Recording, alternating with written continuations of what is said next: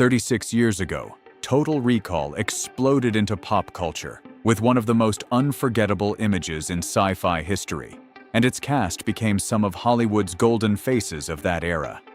But time always has a cruel way of rewriting the fate of legends. Arnold Schwarzenegger once embodied pure invincibility, while Sharon Stone turned icy beauty into something both dangerous and irresistible. But did fame truly lift her up? Or did it quietly take more from her than the public ever realized?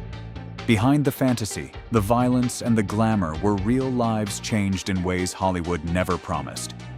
So after 36 years, how exactly did fame change them?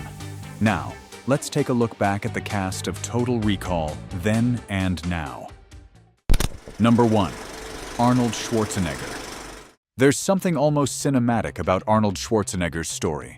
The man who once made the world believe he was an unbreakable machine ultimately became one of the clearest reminders that nothing outruns time. In Total Recall, Arnold played Douglas Quaid, and he felt like the full embodiment of old-school Hollywood power fantasy.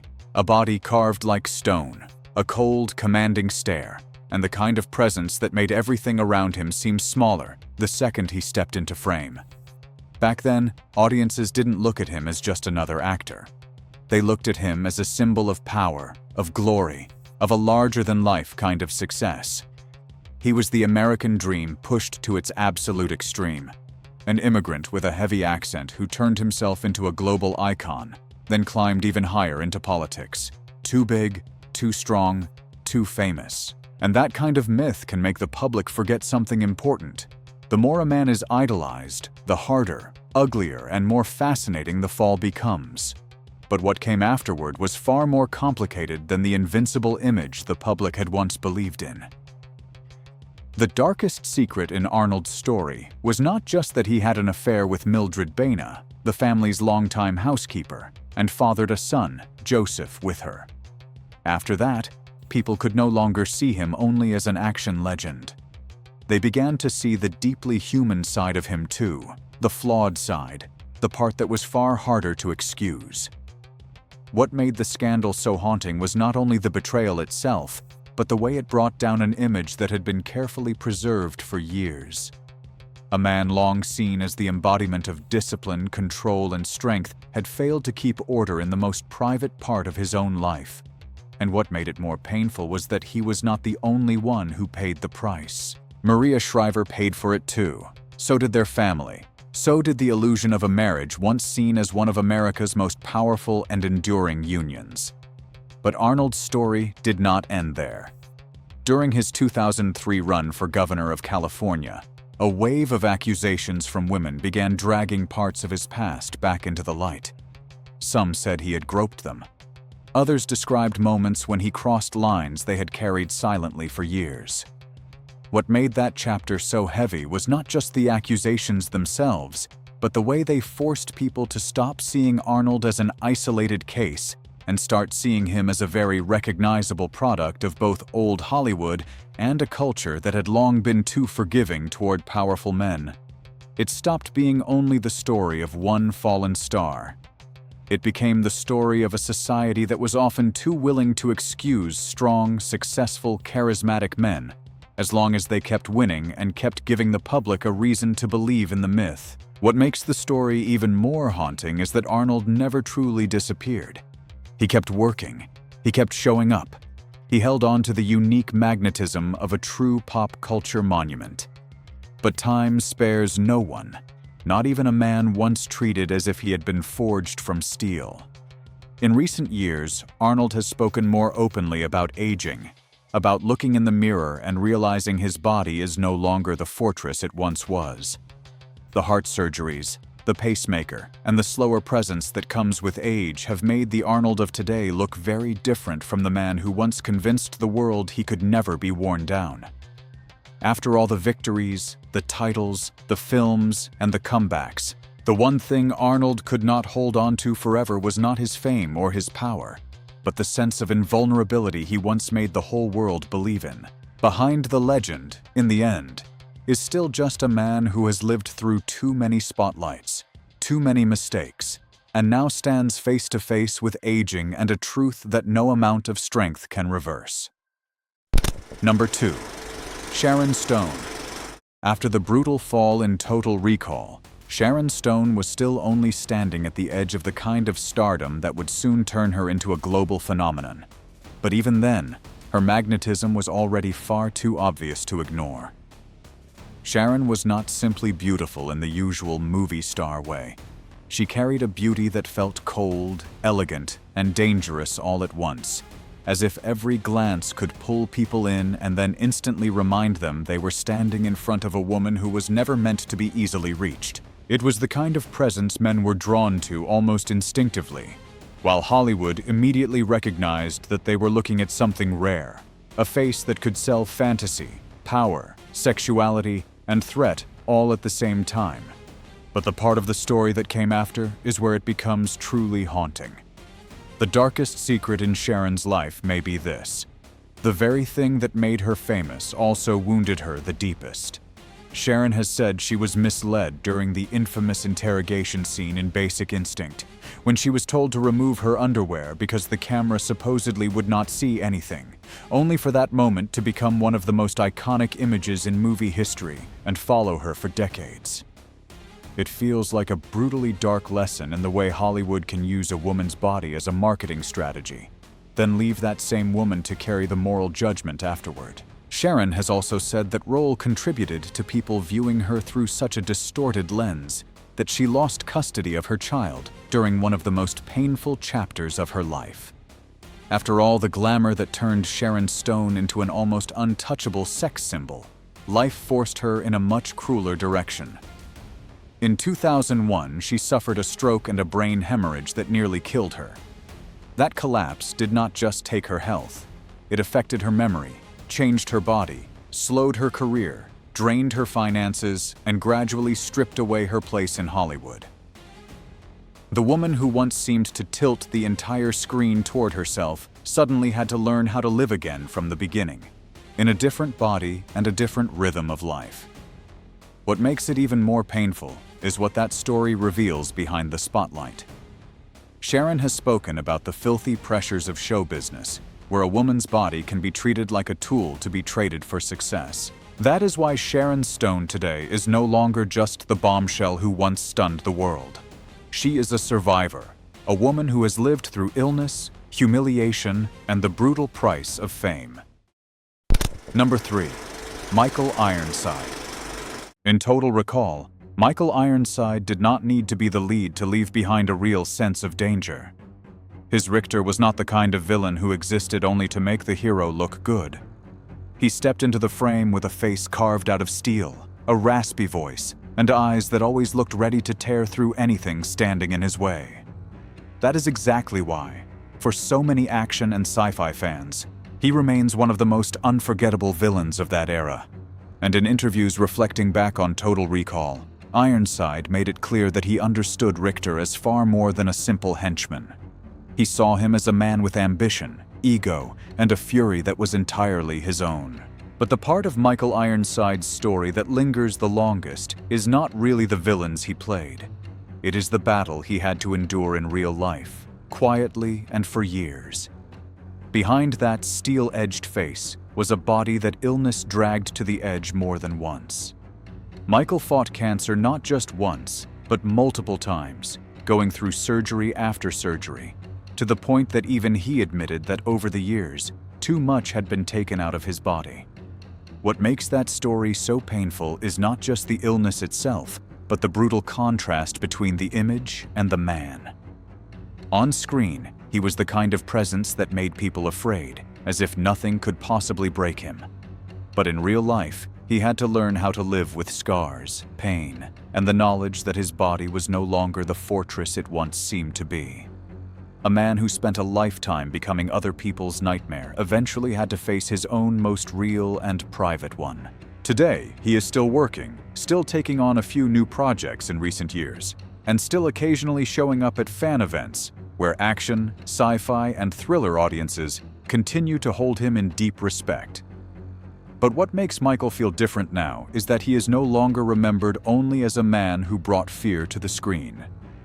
he feels more like a legend growing older in silence, carrying the marks of illness, age, and the stubborn endurance of someone life has pushed to the edge more than once, and who still refused to let go. Number 4. Rachel Ticotin. How does a woman who once stood toe-to-toe with Arnold Schwarzenegger in Total Recall, bringing enough strength, edge, and magnetism to become one of the film's most unforgettable female leads, never end up being placed by Hollywood where she seemed destined to be? In Total Recall, Rachel Ticotin carried a presence that felt alive, tough, fiery, and stubborn enough that her character never disappeared beneath Arnold's enormous shadow. Rachel had a rare kind of screen presence, sensual, hard-edged, and sharp enough to make audiences believe this was a woman who had not come to stand behind anyone. Looking back, she truly had the aura of a leading lady who should have gone much further. And that is exactly what makes the next part of her story feel so much more bittersweet. Hollywood does not always destroy a woman with scandal. Sometimes it does something even colder. It simply stops choosing her. Rachel still had talent, still had a face made for the screen, still had real force to her, and she kept working after Total Recall in films like Falling Down and Con Air. But her path followed exactly the kind of feast or famine rhythm the Los Angeles Times described very early on. Moments where she seemed full of promise, followed by strangely quiet stretches that were harder to explain. And if you look a little closer, it stops being just Rachel's story. It becomes a very real snapshot of the hypocrisy of show business. A woman can be praised for being strong, sexy, and different, but the second she is no longer the newest fantasy the system wants to sell, she can be pushed out of the center almost without a sound.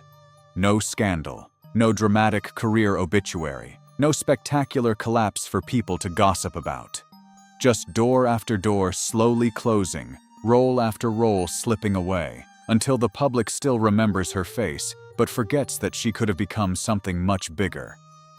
Even now, Rachel Ticotin has not fully stepped away from the arts. She has still appeared in stage-related work and script readings in 2024 and 2025, but that image is now far removed from the fiery woman who once moved across the screen in the early 1990s.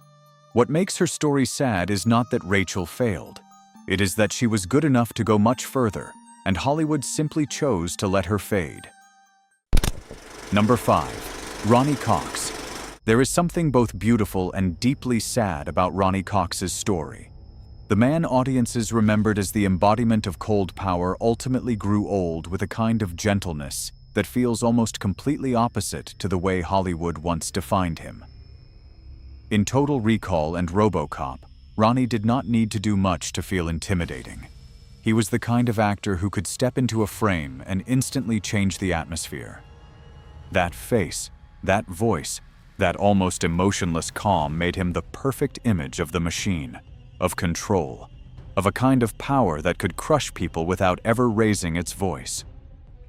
Audiences remembered Ronny Cox as a man so cold on screen that it almost felt natural to imagine he carried that same energy in real life. But the part of his story that lingers longer is what came after the spotlight. After many years in the business, he gradually found his way back to music, the thing he had loved long before fame ever arrived.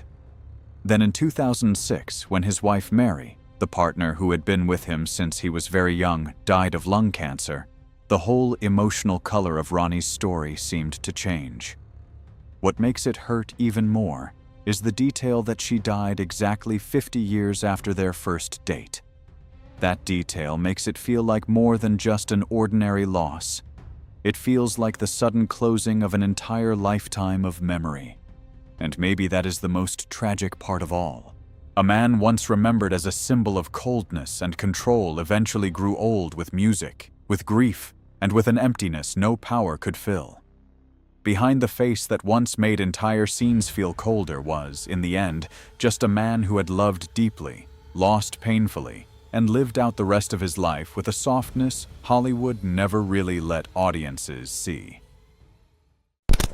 Number 6. Mel Johnson Jr. Some actors barely need screen time to leave a lasting mark. and Mel Johnson Jr. is exactly that kind of presence. In Total Recall, Benny is not the center of the story, not the hero, and not even the biggest villain, yet he brings exactly the kind of energy that stays with viewers for years. Mel has that sly, gritty charm of someone who seems like he is just passing through the frame, but is actually quietly helping make that world feel more alive, more entertaining, and more unpredictable. He is the kind of classic scene stealer who does not need to push too hard or show off. He just shows up, and suddenly the whole atmosphere has a different rhythm. And maybe what makes Mel Johnson Jr.'s story so interesting in hindsight is that he did not go down the explosive path many people might have expected. After Total Recall, he did not break out into an A-list star, and Hollywood never turned him into the kind of name splashed everywhere. But the absence of that kind of breakout only makes another kind of staying power stand out more clearly. Mel kept working, moved into theater, directing, producing, and other creative work, like someone who never bet his entire life on the unstable glow of movie fame. Looking at Mel Johnson Jr. now does not feel like looking at someone time erased. If anything, he feels like the kind of face time softened rather than removed. Audiences may not mention his name first when they think of Total Recall, but once Benny comes back into memory, it is very hard to mistake him for anyone else. And sometimes that is the most lasting kind of victory in Hollywood. Not being the most famous, but being real enough that people never truly forget you. Number 7. Marshall Bell. Marshall Bell was never the kind of actor audiences would name first, but he had one of those faces that, once seen, was very hard to forget.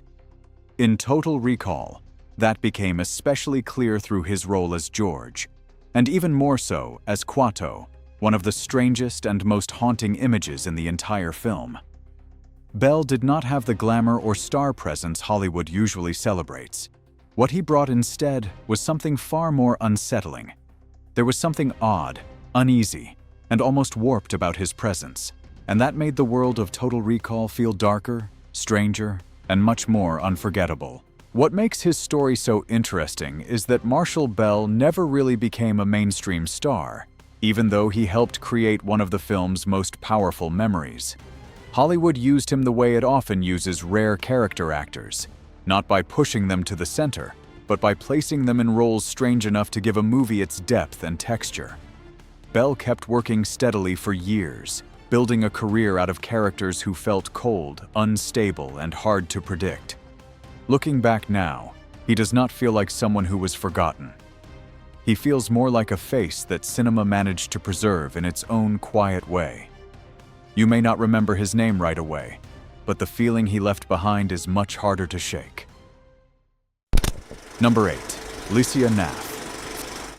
Licia Naff was never the biggest name in Total Recall, but she became one of those faces audiences somehow never completely let go of. As Mary, the three-breasted mutant who appeared for only a brief stretch of screen time, she turned a bizarre moment into one of the film's most unforgettable images. It was the kind of role that could have easily been reduced to a gimmick, but Licia gave it just enough attitude, confidence, and strange charm to make it live far beyond the scene itself. Sometimes Hollywood gives an actor an entire movie and still fails to make them memorable. Licia Naff did it in a moment, and maybe that is what makes her story so bittersweet in hindsight. She never became a major star, and Total Recall did not launch her into the kind of career explosion that one unforgettable image might suggest. Instead, her fame remained tied to that one surreal piece of movie history. Over time, Licia continued working in television and film, but not in a way that kept her at the center of public attention. Looking back now, she feels like the perfect example of a very Hollywood kind of irony.